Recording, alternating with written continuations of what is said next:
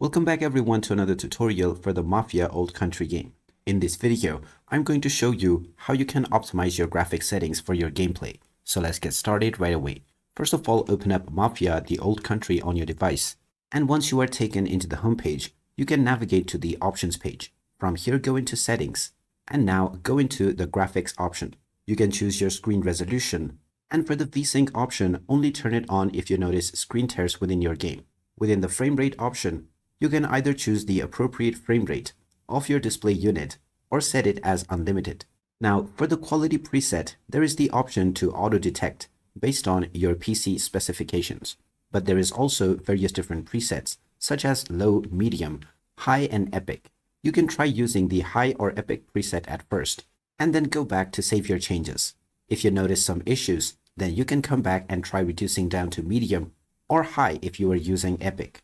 You also have the option to use anti-aliasing as well as upscaling.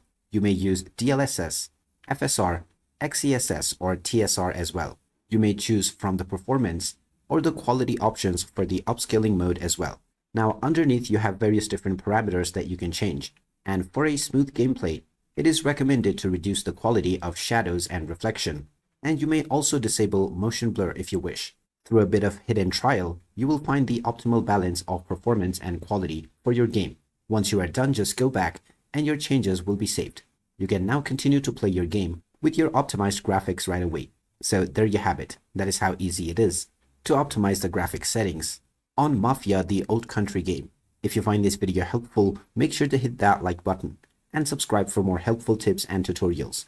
Thanks for watching, and I will see you again in the next one.